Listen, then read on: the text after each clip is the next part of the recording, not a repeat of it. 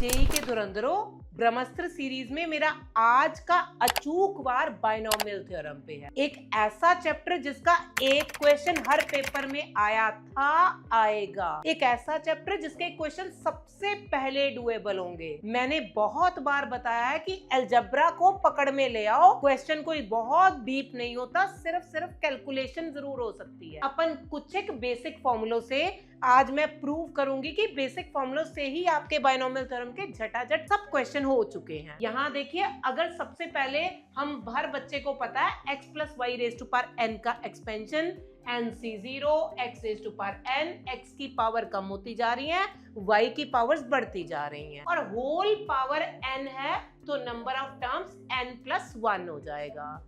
और सबसे important result ये है, जब जब मेरे पास बाइनोमियल कोएफिशिएंट का सम होगा तो 2 raise to the power n होगा। इस पे बेस्ड भी जेई ने क्वेश्चन पुट करे हैं। और इससे ज्यादा समझने वाली ये बात है, अगर मैं इनमें से इवन टर्म्स उठा लूं, सिर्फ इवन, तब भी half 2 raise to power n हो जाएगा। अगर मैं ऑड टर्म्स का सम उठाऊं तब भी half 2 raise to power n हो जाएगा। अगर मैं अगली हाफ उठाऊं या पिछली हाफ उठाऊं तब भी जो सम है वो 1/2 into 2 raise to the power n हो जाएगा।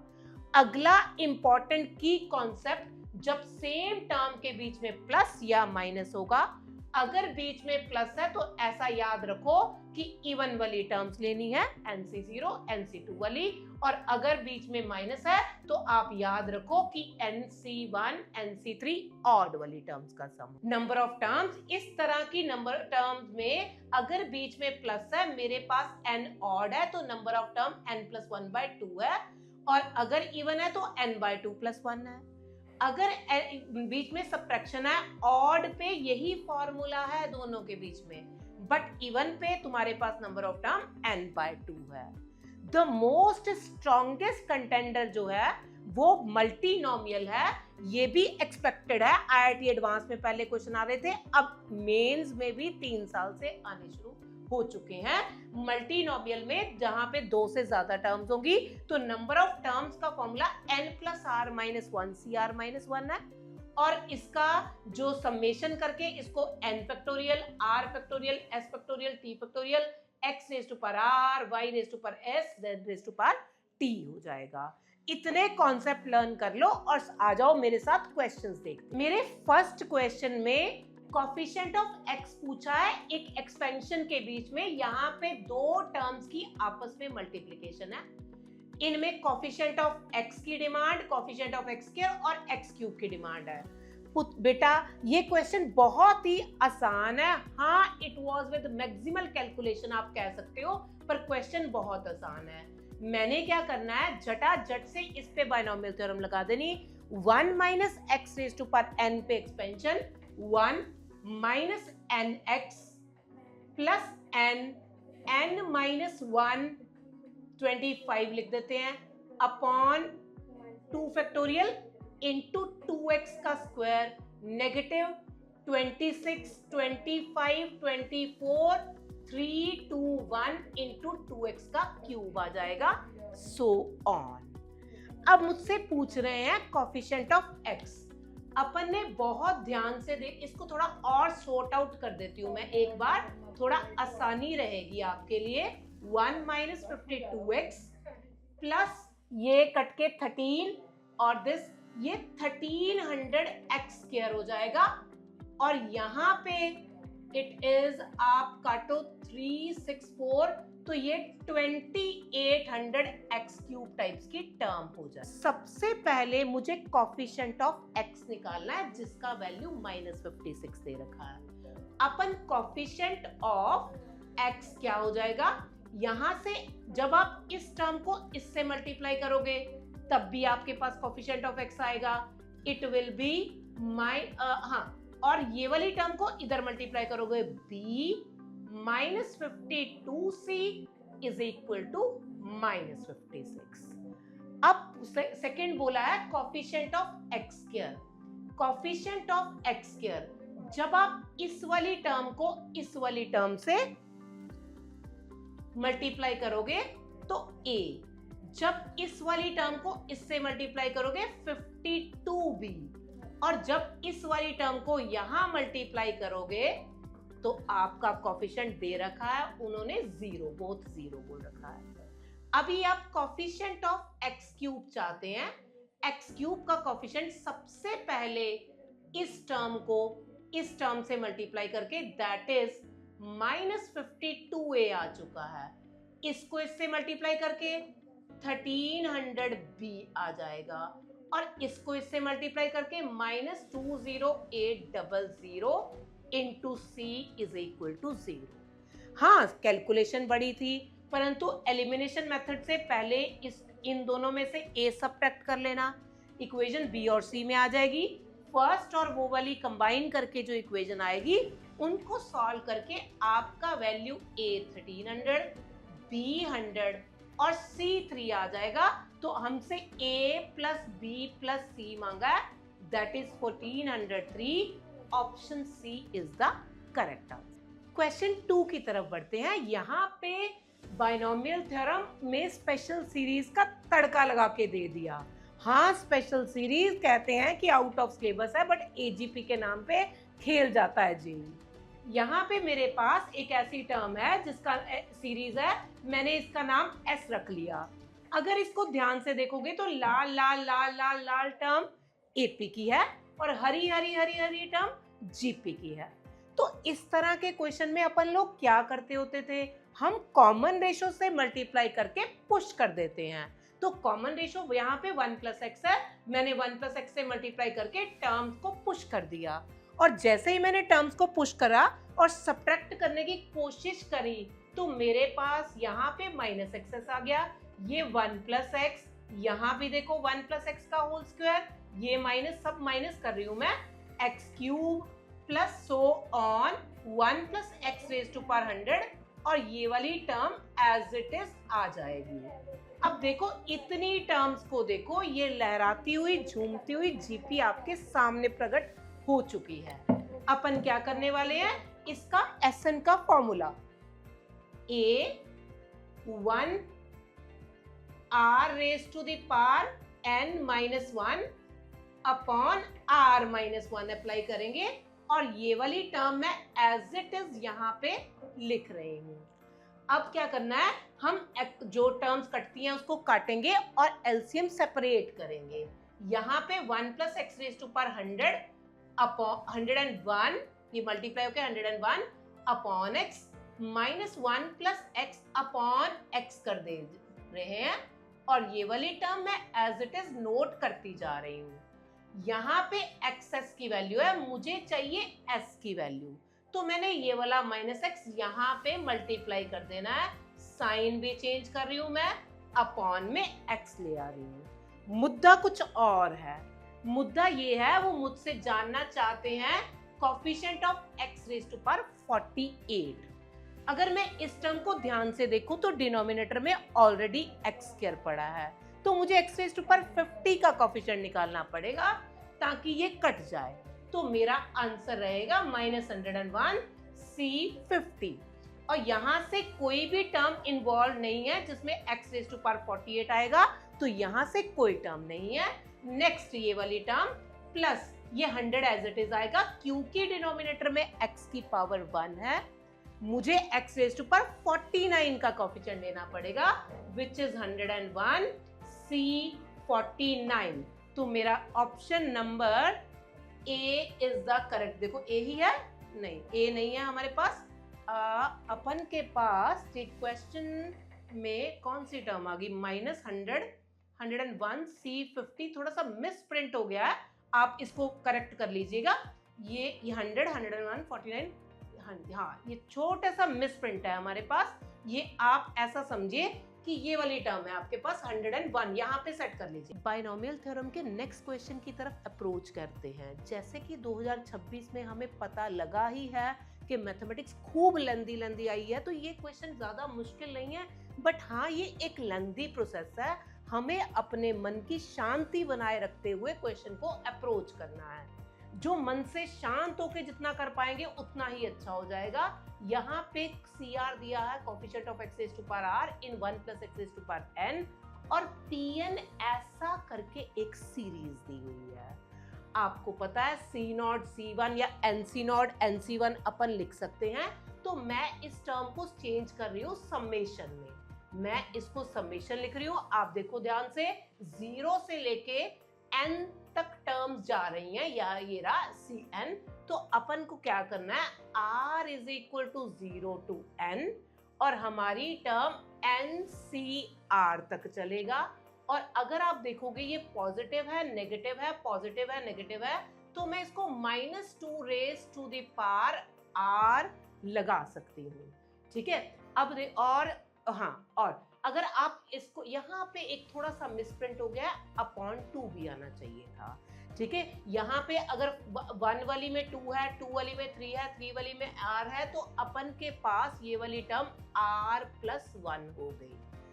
बहुत ही ज्यादा इंपॉर्टेंट और खूबसूरत प्रॉपर्टी है, जिसका मैंने नाम रखा हुआ है इन आउट प्रॉपर्टी। उस प्रॉपर्टी में क्या करते हैं, अगर आपके पास NCr है, आप चाहें तो n और r बाहर निकाल सकते हैं और एक एक कम कर सकते हैं। ये आउट कर दिया, या फिर इसको अंदर ले जाया जा सकता है। आप चाहें तो n/r, n-1, r-1, फिर 2 कम करने पड़ेंगे। This is my in out property, one of the strongest for April attempt also. यहाँ पे मैंने क्या करा, इसको देख के मेरे को फटाफट से ध्यान आया, जब मेरे पास एक टर्म r+1 और r है, क्यों ना मैं इसको n+1 से मल्टीप्लाई और n+1 से डिवाइड कर दूंगी। ऐसा करने का मेरा रीजन सिर्फ और सिर्फ इन आउट प्रॉपर्टी है, ताकि मैं इस टर्म को अंदर इन कर दूं और मेरे पास वैल्यू n+1 Cr+1 हो जाएगा। क्योंकि मैं बाइनोमियल थ्योरम में डील कर रही हूँ, मुझे वो पूरी एक्सपेंशन देखनी है, तो मुझे ऐसा लगता है कि अगर मैं यहाँ पे r+1 और -1 कर दूंगी तो बात बन जाएगी। अब मैं क्या करने वाली हूँ, ये वाली टर्म और ये वाली टर्म सेपरेट करने वाली हूँ। तो मैं यहाँ पे 1/n+1, r is equal to 0 से n, n+1 Cr+1 -2 raise to the power r+1। बेटा ये -2 रेज टू पावर -1 है, जो कि 1/-2 हो जाएगा। मैं इस कांस्टेंट टर्म को बाहर उठा के ले आती हूँ। अब अगर आप इसको ओपन करते हो, दोबारा से ओपन करके देखो, r की वैल्यू 0 डालने की कोशिश करो, n+1 C1 -2 raise to the power 1 और n+1 C2 -2 raise to the power 2, ऐसा टर्म्स मेरे पास आती रहेंगी। और एंड वाली term n+1 Cn+1 -2 raise to the power n+1 तक जाएगी।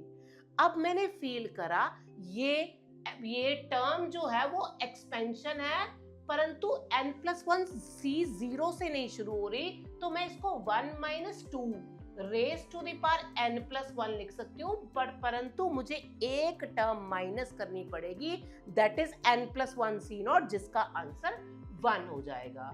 तो अपन के पास जो क्वेश्चन बन के आया निकल के, उसमें क्या आ गया, 1 it is -1 raise to the power n+1 -1। आप नेगेटिव साइन को फटाफट से एडजस्ट भी कर सकते हैं, ये पॉजिटिव हो गया और ये नेगेटिव हो गया। अब देखो क्वेश्चन में पूछा क्या है, मैंने एक्सपेंशन को, मैं बार बार बताना चाहती हूँ कि टर्म्स को आप जितना डाटा दिया हुआ है उसको बारी बारी खोलते रहो। मेरे पास summation n is equal to 1 to 25 1/p2n दिया हुआ है। मैंने क्या करना है, यहाँ पे देखिए n इज, ये मेरे पास pn, हाँ ये pn था। अगर मुझे p2n चाहिए, p2n it will be 1/2 into 2n+1। जब मैं 1 -1 raise to the power 2n+1 करूंगी तो ये एक ऑड नंबर आ जाएगा। जब ये एक ऑड नंबर है, 1 माइनस तो इसका आंसर -1 आ जाएगा, तो ये 2 हो जाएगा। तो ये टर्म 1/2 2n+1 इस 2 से कट जाएगी, मेरे पास आंसर 1/2n+1 आ जाएगा। अब मुझे देखना क्या है, मुझे n is equal to 1 to 25 1/p2n चाहिए। तो अगर मुझे वहां पे डालनी है value n is equal to 1 to 25, ये रेसिप्रोकल चाहिए तो 2n+1 आ जाएगा। सॉर्ट आउट हो चुका है मेरा ऑलरेडी क्वेश्चन। 2 आगे बाहर निकाल के 1 से लेके 25 1, और क्योंकि 1 1 1 1 से लेके 25 बार आ रहा है तो मैं इसकी वैल्यू 25, ये n+1 बाय 2 प्लस 25, 2 से 2 कैंसल, और ये मेरे पास 25 into 26 plus 25, this is your answer 675। D option is your correct answer. अचूक वार में बायनोमियल थ्योरम का ये क्वेश्चन एक्चुअली अचूक होना चाहिए था। ये डुएबल क्वेश्चन है और हर बच्चे के लिए बहुत ही साधारण क्वेश्चन है। मेरे पास एक सीरीज करके दी हुई है, मुझे फटाफट से चीजों को बैलेंस करना है।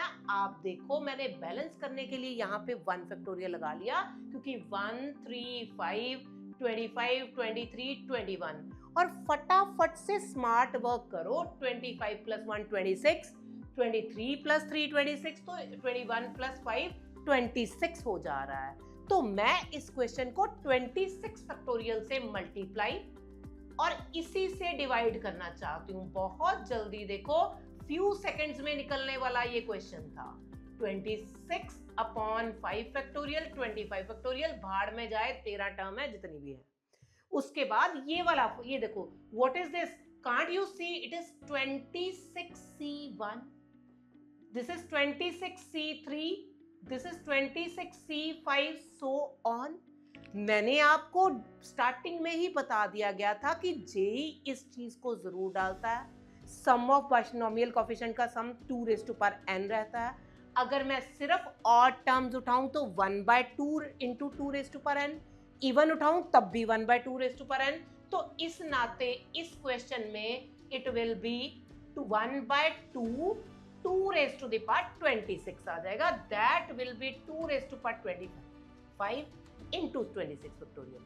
पूछ क्या रहे हैं? 13s। जल्दी जल्दी में फैसला मत कर देना, वहां 13s मांगा, यहाँ पे गलती होने के चांसेस है। क्वेश्चन को तेज जितनी मर्जी स्टार्ट करा करो, पर एंड पे आते आते बिल्कुल स्लो डाउन, क्योंकि गलती अब होगी और सारी गलती ऑप्शन में मौजूद होंगी। आप जो भी गलती करोगे उसी का ऑप्शन प्रेजेंट होगा। 13s, it is 13 into 2^25/26 factorial. अब मुझे क्योंकि 13 काटना है तो मैं इसको 26 into 25 फैक्टोरियल इंटू 2^25 ले सकती हूँ। कट करने पे मेरे पास यहाँ पे 2 आ गया, इसकी पावर कट करने पे 2^24। अब मेरे पास ये टर्म आ चुकी है। n+k पूछा है, k की वैल्यू मेरे पास 24 है और n की वैल्यू 25 है, तो k + n = 49 is my answer. फटाफट से स्क्रीनशॉट ले लो। फटाफट से बायनोमियल थ्योरम का साधारण सा क्वेश्चन देखते हैं। ये बहुत ही साधारण था और एज प्रेडिक्टेड था। इस तरह का ऑलरेडी एक क्वेश्चन मैं करवा चुकी हूँ और जनवरी 2026 में भी आया है, जिसमें एजीपी का तड़का लगा था। अभी तो सारा जीपी दिया हुआ है। फटाफट से देखो, ये टर्म जीपी की है।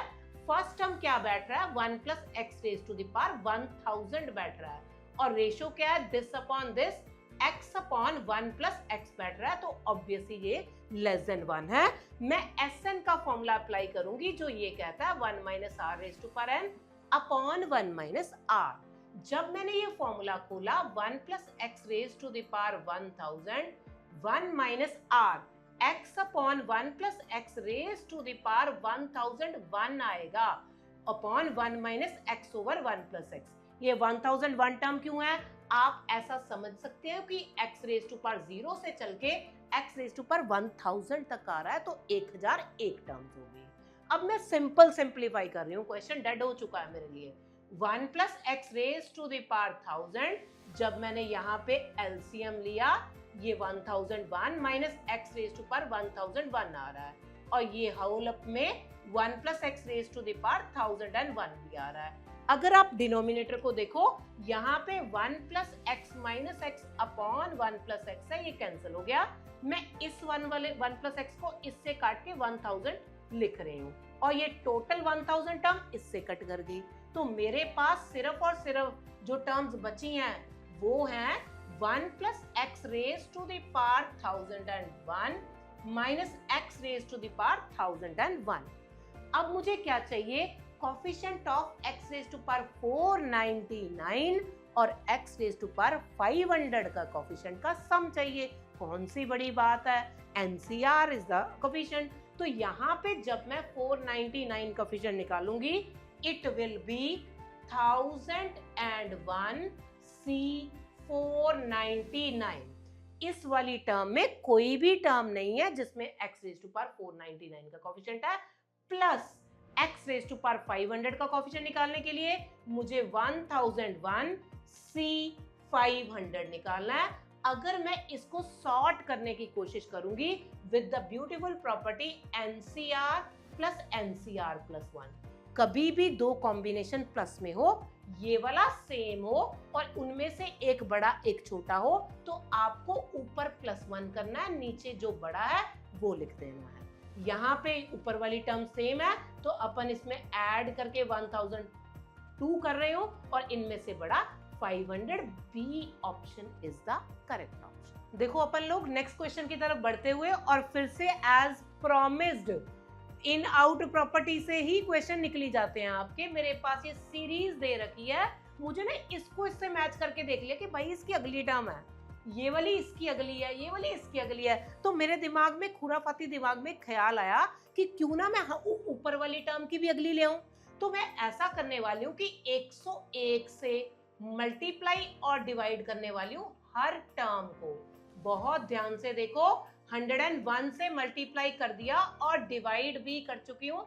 धाए धाए मेरे पास जो टर्म्स हैं ये 100 C100।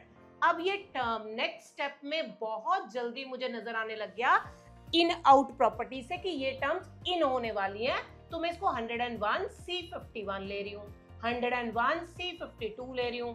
फ्लां टमकीन करने के बाद 101 101 C101 आ चुका है मेरे पास। अब देखो ये फिर से वही बात आ गई, फिर से मेरी स्टार्टिंग वाली जो 4 5 7 फॉर्मूले करवाए थे उसी से सब क्वेश्चन बने जा रहे हैं। यहाँ देखो ये पिछली वाली टर्म्स हैं, मैंने बताया था सम बाइनोमियल कोएफिशिएंट का सम 2 रेज़ टू पावर n रहता है। आप अकेली ऑड उठा लो, आप अकेली इवन उठा लो, आप स्टार्टिंग से आधी निकाल लो, आप एंड से पिछली ले लो, आपका answer simple 1/2 2 raise to the power n होने वाला है। तो अपन ये कट करके 2 raise to the power 100 upon 101, it is my option number C is my answer. पिछला क्वेश्चन समझ तो नहीं आ गया? आ गया? ओहो, अगला कोशिश करती हूँ कि समझ ना आए। बहुत एफर्ट लगाने पड़ते हैं कि बच्चों को क्वेश्चन ना समझ आए। तो एज प्रेडिक्टेड क्वेश्चन था, number of all possible values of n belongs to natural number मांग रहे हैं। Coefficient of x, x square, x cube, इस तरह की प्रोडक्ट टर्म में से एपी में बोल रखे हैं। बार बार प्रेडिक्टेड था दो बाइनोमियल्स की प्रोडक्ट या एक मल्टीनोमियल और एक बाइनोमियल की टर्म मल्टीप्लाइड होके उनके कुछ ना कुछ कोएफिशिएंट्स के बारे में मांग आएगी। ये ही मांग आपको अप्रैल में मिलेगी, देख लेना, पक्के से कह रही हूँ। यहाँ पे मेरे पास 1 + x के raise to the power 2 into 1 + x raise to power n है। बच्चा 1 + x raise to power n की एक्सपेंशन जानता है, परंतु अपन इसको एक बिंदास मेथड से करते हैं जिसमें मैंने आपको बताया है काफी बार कि अपन को इन टर्म्स को इस तरफ लिखने की बजाय नीचे की तरफ लिख देती हूँ और साथ में इनके कोएफिशिएंट लिख देती हूँ। देखो ये टर्म पहली 1 आएगी, फिर x आएगा, फिर x स्क्वायर आएगा, फिर x क्यूब आएगा। इससे ज्यादा मुझे बढ़ने की जरूरत नहीं है क्योंकि उन्होंने x क्यूब तक के ही कोएफिशिएंट हमसे मांगे हैं। तो अपन को यहाँ पे कोएफिशिएंट भी लिखने होंगे, NC0 लिख देते हैं। चलो एक बार अच्छे से समझ लोगे आप, ताकि आप अप्रैल वाले अटेम्प्ट वाले क्वेश्चन ढंग से कर पाओगे। इसको यहाँ पे 1, ये इसका वैल्यू n, इसका वैल्यू n-1/2, इसका वैल्यू n-1, n-2 अपॉन 6 आ जाएगा। ये मैं इस तरह की टर्म को कर चुकी हूँ। यहाँ पे अब मुझे ये वाली टर्म है, होल स्क्वायर है, पहली 1 है, फिर x स्क्वायर है, आगे बढ़ने का फायदा नहीं नजर आ रहा, x रेज़ टू पावर 4 आ जाएगा। तो मुझे कोएफिशिएंट 1, 2 से 0 दैट इज 1 और 2 लिखने हैं। अब हमसे किस चीज की डिमांड है? कोफिशिएंट ऑफ एक्स मांगे हैं। अब बहुत ध्यान से इसको विजुलाइज करो। अगर मैं इन दो टर्म्स को आपस में मल्टीप्लाई कर दूंगी तो कोफिशिएंट ऑफ एक्स आ जाएगा, तो that will be n only, that's all, और कोई भी टर्म एक्स वाली नहीं है। अब मुझसे वो कोफिशिएंट ऑफ एक्स स्क्वायर मांग रहे हैं। अगर मैं ये वाली टर्म को इससे मल्टीप्लाई कर दूंगी, that is 2 will be the coefficient. फिर से दोबारा देखो, अगर मैं इस टर्म से मल्टीप्लाई करती हूँ तब भी जो है मेरे पास कोफिशिएंट ऑफ एक्स स्क्वायर आएगा। Final is coefficient of x cube. X cube के कोफिशिएंट कहां से हैं? अगर मैं ये वाली टर्म एक्स स्क्वायर वाली टर्म को x से मल्टीप्लाई करूंगी तो यहाँ पे 2n आ जाएगा। और बहुत ध्यान से इस वाली टर्म को देखो, इसको आपस में कनेक्ट करने पे भी x क्यूब का कोफिशिएंट आ जा रहा है। अब उन्होंने क्वेश्चन के हिसाब से दिया हुआ है कोफिशिएंट ऑफ एक्स स्क्वायर और coefficient of x cube AP में है। तो एपी की सबसे खूबसूरत property twice the second term is equal to addition of first and third apply कर रही हूँ। तो सेकंड वाली को ट्वाइस करने वाली हूँ, 2 time 2 plus n into n minus 1 by 2 is equal to first term plus last term n minus 1 n minus 2 by 6।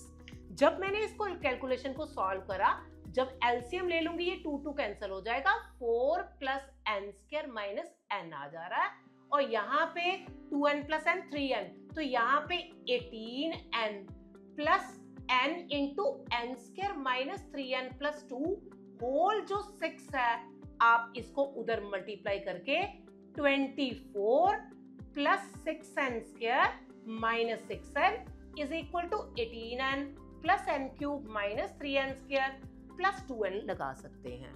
अब मैं क्या करने वाली हूँ, इन टर्म को सबको एक साइड ले जाती हूँ, n क्यूब माइनस ये रहा n स्क्वायर, हाँ जी, माइनस 9n स्क्वायर, और ये वाली टर्म इधर आके बिल्कुल 26n और माइनस 24 इज इक्वल टू 0 बन जा रहा है। अब मुझे इस क्यूबिक को सॉल्व करना है। बाय इंस्पेक्शन इसके ढूंढ सकते हो, सिंथेटिक डिवीजन या लॉन्ग डिवीजन, किसी भी मेथड से आपने ढूंढना है। और आपके जो रूट्स हैं 2, 3, 5 आ चुके हैं। हमसे इनका नंबर ऑफ पॉसिबल मांगे हैं, दैट इज कितने हैं, तो इट दीज आर 3, तो आप आंसर करोगे 3। एक बार शायद किसी बच्चे ने ये भी बोला था मुझे कि सम मांगा है। अगर सम मांगा होगा तो 2 plus 3 plus 4 that will B 9 आ सकता है, बट क्वेश्चन के हिसाब से नंबर ऑफ मांगे तो अपन का आंसर विल बी 3। हाँ, इस तरह के क्वेश्चन देके अकेले आप नहीं, मैं भी मर जाती हूँ। मैथमेटिक्स में किसी को भी मारना हो तो 2 से लेके 4 लाइन का क्वेश्चन दे दो, धरा ही मर जाएगा। पर क्वेश्चन में सच्ची बताऊं कुछ नहीं था। हाँ, ये एक अनप्रेडिक्टेड क्वेश्चन था। ऐसा क्वेश्चन आजकल के डेज में हम थोड़ा कम एक्सपेक्ट कर रहे हैं। यहाँ पे पहले 2 स्टेटमेंट दे रखी है, स्टेटमेंट 1 एंड स्टेटमेंट 2। इसमें 25 raise to power 13, 20 raise to power 13, 8 raise to power 13 और 3 रेज़ टू पावर 13 कैरे डिविजिबल बाय 7 है कि नहीं है। तो आपने क्या करना है, 25 raise to the power 13 plus 3 raise to power 13 इसको इकट्ठा कर लो, और 20 raise to power 13 plus 8 raise to power 13 को इकट्ठा कर दो। मिले मिले भाई मिलाने की कोशिश करो, क्योंकि 25 plus 3 it is divisible, it will be divisible by 25 plus 3 and it will be divisible by 20 plus 8, तो दोनों ही 28 के डिविजिबल है। तो इस तरह से मैंने मिले मिले भाई ना मिले चोर को मिला दिया है। तो यहाँ पे 28 आ चुका है, 28 भी 7 का डिविजिबल है और यहाँ पे भी 7 का डिविजिबल है, दोनों ही नंबर 7 के डिविजिबल है। तो मेरी स्टेटमेंट ए तो करेक्ट ही है। आ जाओ जल्दी से स्टेटमेंट 2 देखते हैं। यहाँ पे एक बाइनोमियल टर्म दे रखी है 7 plus 4√3 raise to the power 25, इसको मैं r मान देती हूँ। इसका इंटीग्रल पार्ट ऑड नंबर कह रहे हैं, ठीक है। तो अपन ऐसा तो है नहीं कि मैं इस टर्म को सॉर्ट करूं। देखिए ये 1.7 है, मल्टीप्लाई बाय 4 6.8 हो जाता है, तो 7 प्लस 6.8 की पावर 25 तो मैं सॉर्ट नहीं कर पाऊंगी, फिर तो नहीं चेक कर पाऊंगी। मेरे पास एक बहुत ही अच्छा फॉर्मूला है जिसके हिसाब से मैं इसको डन कर सकती हूँ। मैं इसका कॉन्जुगेट ले रही हूँ, that will be 7 - 4√3 raise to the power 25। आप एक चीज और समझिएगा, इस नंबर में मान लो जैसे मैंने अभी कैलकुलेट करा कि 13 पॉइंट समथिंग आ रहा है, तो एक इंटीग्रल पार्ट है और दूसरा फ्रैक्शनल पार्ट है। मैं मान लेती हूँ ये आई और एफ है। और जब मैंने इन टर्म को इसका जब कॉन्जुगेट करा, तो ये आप ध्यान से सोचो, जब मैं 7 माइनस 6.8 तो 0.2 अप्रोक्सीमेटली 0.2 रेज़ टू पावर 25 करूंगी, तो that will again a fractional part only 0 point something he answer आएगा। तो मैं इसके फ्रैक्शनल पार्ट को एफ डैश कर देती हूँ। अब मैं क्या कर रही हूँ, दोनों को ऐड करती हूँ। जब मैंने इन दो टर्म्स को ऐड करा, अरे ये मैम ये तो फिर से आपका वही आ गया, पहली जो फॉर्मूले बताए गए हैं उनमें से ही एक फॉर्मूला आ चुका है। हमने ये करा था, अगर बीच में प्लस का साइन हो तो ट्वाइस इवन टर्म आएंगी, 25C0, 25C2 सो ऑन, ऐसी कुछ भी टर्म्स आ जाएंगी। 7 रेज़ टू पावर 25 आ जाएगा, 7 रेज़ टू पावर 23 इंटू 4√3 का होल स्क्वायर फ्लांटमकीन आ जाएगा। अब यहाँ पे इस चीज को देखने वाली बात है बेटा, ये आई है, f plus f dash, f एक फ्रैक्शनल पार्ट है, तो it must lies between 0 and 1।